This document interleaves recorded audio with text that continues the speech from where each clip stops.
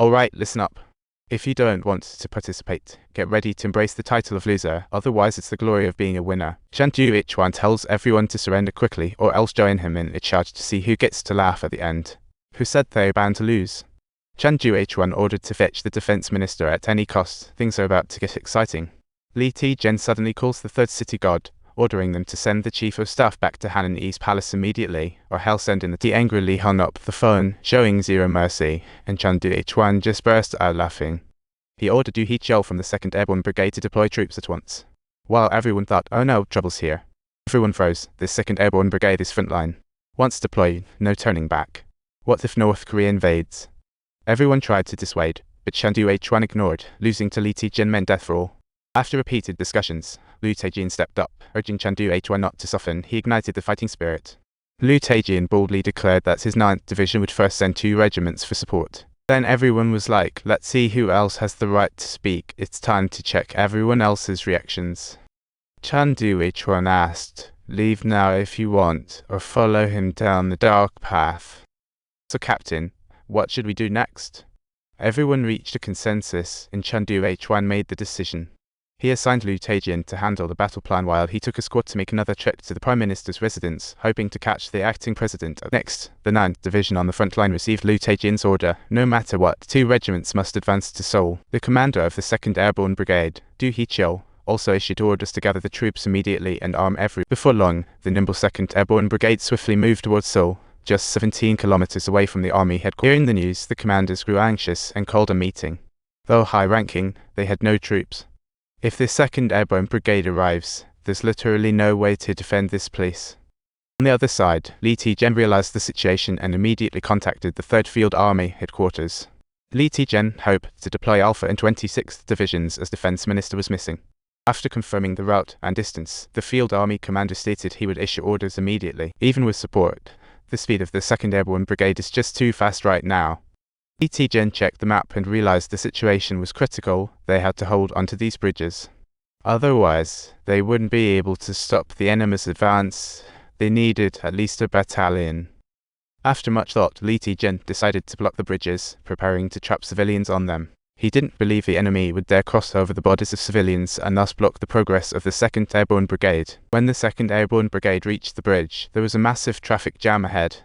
Liu Taijin was furious, nearly blowing a gasket. How on earth are they facing traffic rules during wartime? After checking the map, he discovered that nearby bridges were under the control of traffic police, and they were likely completely blocked. Ultimately, Liu Taijin chose the Sinju Bridge, farther but not under Shejing's jurisdiction, and ordered the 2nd Airborne Brigade there immediately. At the same time, Li Ti-jen contacted the commander of the 30th City Brigade at Sinju Bridge. He hoped that he could send troops to hold the bridge and stop the 2nd Airborne Brigade no matter what. Chan Du-ichuan's communication monitoring room was eavesdropping on everything. Soon after, the secretary called the commander of the 30th City Brigade. He bluntly stated all comms were under General Kim's control. The situation's dire. He hoped he'd face reality. In almost an instant, the 90th Regiment was also accelerating towards the scene, and the 2nd Airborne Brigade had started to head for the Sinji Bridge, putting the 30th City Brigade commander in a tough spot. Ultimately, the commander of the 30th City Brigade informed Li Ti-jen that the situation was quite dangerous. He wouldn't stake his life in a battle against the 2nd Airborne Brigade. After hanging up, Li Ti-jen was left speechless. The 2nd Airborne Brigade was closing in, and he reluctantly stepped forward.